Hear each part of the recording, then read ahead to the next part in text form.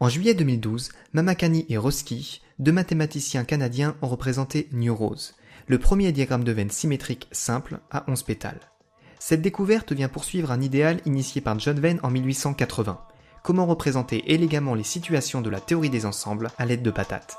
Ça tombe bien, j'ai 2 minutes pour en parler. L'histoire débute dans la deuxième moitié du XVIIIe siècle, lorsque le génial Leonhard Euler a tenté d'étudier systématiquement les syllogismes. Un syllogisme, c'est un raisonnement logique en 3 temps, du style « tous les Pokémon électriques peuvent apprendre l'attaque tonnerre, or certains Pokémon électriques sont aussi de type vol, donc certains Pokémon de type vol peuvent apprendre l'attaque tonnerre ». Pour étudier ces syllogismes, Euler a eu l'idée brillante d'utiliser des cercles, et quand bien même l'idée ne serait pas réellement de Euler, elle n'en reste pas moins brillante. Chaque cercle correspond à l'un des ensembles de l'énoncé. Dans l'exemple précédent, on a le cercle des Pokémon électriques, le cercle des Pokémon apprenant l'attaque tonnerre et le cercle des Pokémon de type vol. Si un élément est à l'intérieur d'un cercle, c'est qu'il appartient à l'ensemble et réciproquement. La première hypothèse, qui énonce que tout Pokémon électrique apprend l'attaque tonnerre, se traduit par 2 cercles imbriqués. La deuxième hypothèse, qui nous dit qu'il existe des Pokémon à la fois de type électrique et vol, se traduit par 2 cercles qui se coupent. On constate alors que le cercle des Pokémon de type vol et celui des Pokémon qui apprennent tonnerre se coupent, ce qui explique la conclusion. Certains Pokémon de type vol apprennent bien l'attaque tonnerre. Bref, les diagrammes d'Euler permettent de représenter des syllogismes avec 3 cercles qui se coupent, ou pas. 100 ans plus tard, le logicien John Venn met un coup de pied dans la fourmilière et réinvente complètement l'idée d'Euler. La première évolution, c'est que les ensembles ne seront plus forcément représentés par des cercles, mais pourront prendre n'importe quelle forme patatoïde. La deuxième révolution, c'est qu'on pourra se permettre d'utiliser plus que 3 ensembles, mais surtout, la dernière évolution, c'est que tous les cas imaginables doivent être envisagés. Avec les diagrammes de Venn, l'exemple précédent se traduira donc par 3 ensembles qui s'entrecroisent en formant 8 zones distinctes correspondant à l'intersection de 0, 1, 2 et 3 ensembles. Pour illustrer le syllogisme par un diagramme de Venn, on va devoir griser les zones impossibles. Ainsi, puisque tous les Pokémon électriques peuvent apprendre l'attaque tonnerre, on peut griser les 2 zones correspondant aux ensembles uniquement électriques. La deuxième hypothèse nous donne l'existence d'un élément appartenant à la fois à l'ensemble vol et à l'ensemble électrique. La conclusion, c'est bien que cet élément appartient à l'ensemble tonnerre. Bref, les diagrammes de Venn permettent de représenter les syllogismes avec 3 patates ou plus, mais qui se coupent tous les uns les autres en formant toutes les intersections possibles. Soyons honnêtes, les diagrammes de Venn, c'est sympa pour illustrer les syllogismes, mais c'est surtout très pratique pour illustrer des histoires d'intersection d'ensembles. Et du coup, il faut aller plus loin que 3 ensembles. On en veut 4, 5, 6 ou plus. Mais déjà, à partir de 4 ensembles, les problèmes commencent à arriver. La première idée, c'est de placer ces 4 patates de façon symétrique, ce qui ressemble à ça. Le souci, c'est que si on compte les zones délimitées, on ne pourra en dénombrer que 14, alors que 4 ensembles donnent au maximum 16 regroupements possibles. Pour qu'un diagramme de Venn puisse être qualifié comme tel, il faut que toutes les combinaisons d'ensembles soient représentées, et il manque ici les zones correspondant à l'intersection de seulement A et B, et celles à l'intersection de seulement C et D. Bon, en déplaçant un peu les ellipses, John Venn est parvenu à obtenir un diagramme parfait, où chacune des 16 zones est représentée. Pour ce qui est d'un diagramme à 5 ensembles et donc 32 zones, Venn a proposé l'ajout d'un anneau central. Il l'a lui-même reconnu, le résultat est loin d'être satisfaisant. Notons tout de même une chose, un diagramme de Venn à n ensembles présente toujours 2 puissance n zones. On peut voir ça sur l'exemple du diagramme de Venn à 5 ensembles, qui contient une zone extérieure, 5 zones appartenant qu'à un ensemble, 10 zones appartenant à 2 ensembles, 10 appartenant à 3, 5 appartenant à 4 et une dernière appartenant à tous les ensembles. On a bien 2 puissance 5, c'est-à-dire 32 zones. Il existe pourtant des méthodes pour construire des diagrammes de Venn avec autant d'ensembles que l'on veut. La première méthode est un peu braque, on part d'un diagramme à 3 ensembles et on y trace un chemin qui entre et sort une fois de chacune des zones alors délimitées. En procédant ainsi, on délimite un nouvel ensemble, ce qui donne bien un diagramme de Venn avec 4 ensembles. On peut alors tracer un chemin qui passe par chacune des 16 zones et on obtient un diagramme de Venn avec 5 ensembles. Ce n'est d'ailleurs que depuis avril 2015 que l'on a démontré que la méthode fonctionne toujours, mais elle fournit vraiment ce qu'il y a de pire en termes de diagramme de Venn. On doit sinon à Anthony Edward une autre méthode particulièrement esthétique pour construire des diagrammes de Venn, en partant de 2 droites perpendiculaires et d'un cercle, ce qui forme alors un diagramme de Venn à 3 ensembles. Ensuite, on fabrique chaque nouvel ensemble en faisant serpenter une courbe de part et d'autre du cercle central. Cette méthode fabriquera des diagrammes de Venn avec autant d'ensembles que l'on veut. Il manque un petit quelque chose à toutes ces constructions, et ce petit quelque chose, c'est que tous les ensembles ne sont pas équivalents. Ce qu'il faudrait, c'est qu'ils soient tous identiques, mais surtout qu'ils présentent davantage de symétrie, en se regroupant en formant une fleur. On peut fabriquer des fleurs de veine avec 2 pétales, avec 3 ou même avec 5. Pourquoi ça ne marcherait pas avec davantage ? On dit alors que ces diagrammes sont symétriques. Chaque pétale se déduit des autres à partir d'une même rotation. Il existe d'ailleurs des diagrammes symétriques à 7 pétales, comme par exemple celui obtenu à partir de cet ensemble-là, répété 7 fois par rotation. Ce sont ces diagrammes-là, les symétriques, qui sont à mon humble avis les plus beaux. Et des diagrammes de veines symétriques à 4 ou 6 pétales alors, on en a trouvé ? Eh bien, non. Mais pour une raison assez simple, les diagrammes de veines symétriques ne peuvent exister que lorsque leur nombre de pétales est un nombre premier. Pour comprendre ça, essayons de construire un diagramme de veine symétrique avec 4 ensembles. Un tel diagramme de veine présente forcément 2 puissance 4 zones. On peut même détailler. Il doit posséder une zone n'appartenant à aucun ensemble, 4 zones correspondant à un ensemble seul, 6 zones correspondant à l'intersection de 2 ensembles, 4 zones correspondant à l'intersection de 3 et enfin une dernière zone correspondant à l'intersection des 4 ensembles.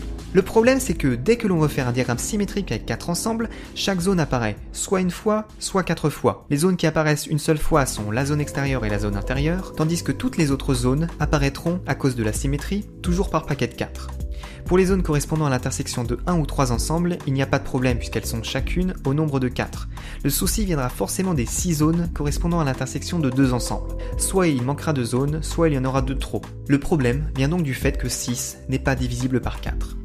Ces nombres 1, 4, 6, 4 et 1 sont ce que l'on appelle des coefficients binomiaux, c'est-à-dire les nombres qui apparaissent dans le triangle de Pascal, un triangle composé de nombres où chacun est égal à la somme des deux nombres juste au-dessus. En l'occurrence, 1, 4, 6, 4 et 1 apparaissent sur la 4e ligne, ce qui donne la décomposition en zones du diagramme de veine correspondant. Une des propriétés du triangle de Pascal, c'est que sa nème ligne ne contient que des multiples de n dans le seul cas où n est un nombre premier. Ainsi, puisque 5 est un nombre premier, la 5e ligne ne contient que des multiples de 5, de même que la 7e ligne ne contient que des multiples de 7. Cette condition est nécessaire à l'existence de diagrammes de veine symétriques, ce qui explique l'existence de ces diagrammes avec 5 ou 7 ensembles. Par contre, la 4e, la 6e ou la 8e ligne contient des nombres non multiples de 4, 6 ou 8. Il est donc parfaitement inutile d'espérer pouvoir construire de beaux diagrammes de veine avec 4, 6 ou 8 ensemble. Bref, si un diagramme de veine est symétrique, il contiendra forcément un nombre premier de pétales. Rien ne dit cependant comment on peut les construire. Ce n'est d'ailleurs qu'en 1992 que le premier diagramme symétrique à 7 pétales a été découvert par Branco-Grönbohm, qui a d'ailleurs longtemps pensé qu'il n'existait pas. Aujourd'hui cependant, on en connaît beaucoup plus. Pour 11 ensembles, ça se complique encore. Le premier exemple de diagramme de veine symétrique à 11 pétales a été découvert en 2002 par Peter Hamburger, et il ressemble à ça. Ce diagramme a un souci majeur. Il n'est pas simple. On dit qu'un diagramme est simple quand il n'existe aucun point où plus de 2 courbes se croisent en même temps. Dans le diagramme de Hamburger, on trouve des points où les 11 courbes se croisent en même temps. Existe-t-il un diagramme symétrique simple à 11 ensembles ? Eh bien, oui, mais il a fallu attendre juillet 2012 pour le voir arriver, grâce à Khalif Mamakani et Frank Ruski. Le résultat est superbe, mais il ouvre évidemment une nouvelle question. Existe-t-il un diagramme de veine symétrique et simple avec 13 ensembles ? Plusieurs mathématiciens sont à sa recherche, mais la question demeure aujourd'hui toujours ouverte.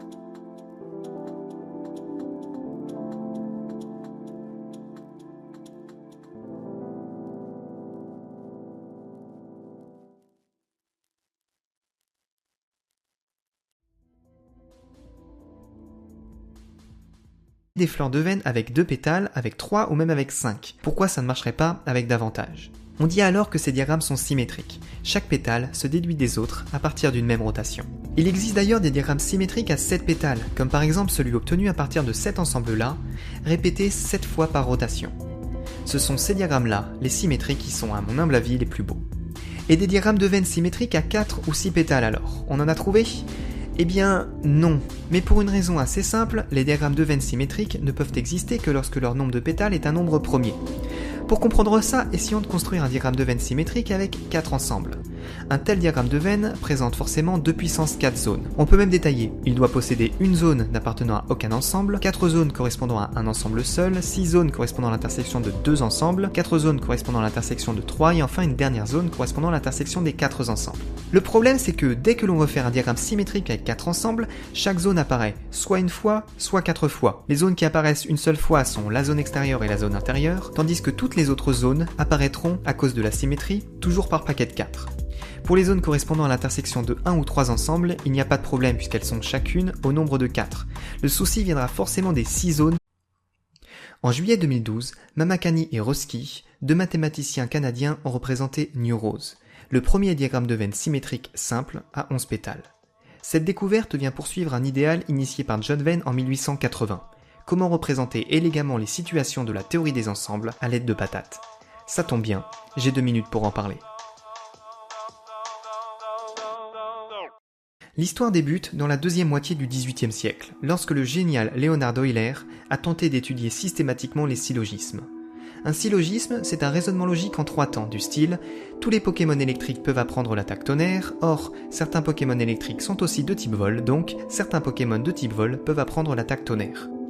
Pour étudier ces syllogismes, Euler a eu l'idée brillante d'utiliser des cercles, et quand bien même l'idée ne serait pas réellement de Euler, elle n'en reste pas moins brillante. Chaque cercle correspond à l'un des ensembles de l'énoncé. Dans l'exemple précédent, on a le cercle des Pokémon électriques, le cercle des Pokémon apprenant l'attaque tonnerre et le cercle des Pokémon de type vol.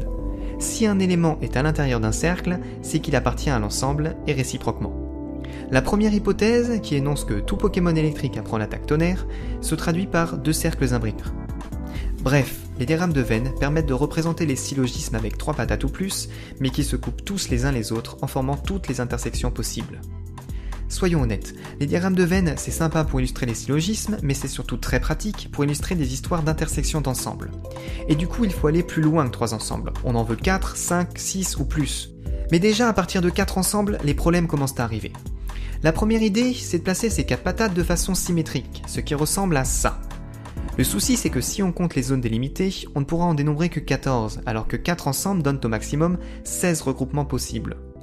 Pour qu'un diagramme de Venn puisse être qualifié comme tel, il faut que toutes les combinaisons d'ensembles soient représentées, et il manque ici les zones correspondant à l'intersection de seulement A et B, et celles à l'intersection de seulement C et D. Bon, en déplaçant un peu les ellipses, John Venn est parvenu à obtenir un diagramme parfait, où chacune des 16 zones est représentée. Pour ce qui est d'un diagramme à 5 ensembles et donc 32 zones, Venn a proposé l'ajout d'un anneau central. Il l'a lui-même reconnu, le résultat est loin d'être satisfaisant. Notons tout de même une chose, un diagramme de Venn à n ensembles présente toujours 2 puissance n zones. On peut voir ça sur l'exemple du diagramme de Venn à 5 ensembles, qui contient une zone extérieure, 5 zones appartenant qu'à un ensemble, 10 zones appartenant à 2 ensembles, 10 appartenant à 3, 5 appartenant à 4 et une dernière appartenant à tous les ensembles. On a bien 2 puissance 5, c'est-à-dire 32 zones. Il existe pourtant des méthodes pour construire des diagrammes de Venn avec autant d'ensembles que l'on veut. La première méthode est un peu braque, on part d'un diagramme à 3 ensembles et on y trace un chemin qui entre et sort une fois de chacune des zones alors délimitées. En procédant ainsi, on délimite un nouvel ensemble, ce qui donne bien un diagramme de Venn avec 4 ensembles. On peut alors tracer un chemin qui passe par chacune des 16 zones et on obtient un diagramme de Venn avec 5 ensembles. Ce n'est d'ailleurs que depuis avril 2015 que l'on a démontré que la méthode fonctionne toujours, mais elle fournit vraiment ce qu'il y a de pire en termes de diagramme de Venn.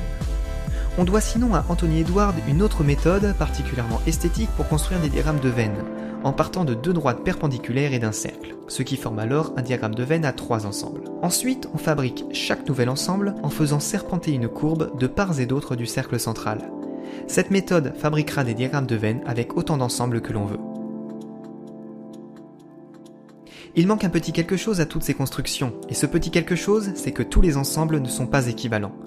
Ce qu'il faudrait, c'est qu'ils soient tous identiques, mais surtout qu'ils présentent davantage de symétrie, en se regroupant en formant une fleur.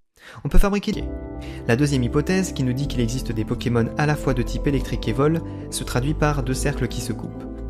On constate alors que le cercle des Pokémon de type vol et celui des Pokémon qui apprennent tonnerre se coupent, ce qui explique la conclusion. Certains Pokémon de type vol apprennent bien l'attaque tonnerre. Bref, les diagrammes d'Euler permettent de représenter des syllogismes avec 3 cercles qui se coupent, ou pas. 100 ans plus tard, le logicien John Venn met un coup de pied dans la fourmilière et réinvente complètement l'idée d'Euler. La première évolution, c'est que les ensembles ne seront plus forcément représentés par des cercles, mais pourront prendre n'importe quelle forme patatoïde. La deuxième révolution, c'est qu'on pourra se permettre d'utiliser plus que 3 ensembles, mais surtout, la dernière évolution, c'est que tous les cas imaginables doivent être envisagés. Avec les diagrammes de Venn, l'exemple précédent se traduira donc par 3 ensembles qui s'entrecroisent en formant 8 zones distinctes correspondant à l'intersection de 0, 1, 2 et 3 ensembles. Pour illustrer le syllogisme par un diagramme de Venn, on va devoir griser les zones impossibles. Ainsi, puisque tous les Pokémon électriques peuvent apprendre l'attaque tonnerre, on peut griser les 2 zones correspondant aux ensembles uniquement électriques. La deuxième hypothèse nous donne l'existence d'un élément appartenant à la fois à l'ensemble vol et à l'ensemble électrique. La conclusion, c'est bien que cet élément appartient à l'ensemble tonnerre.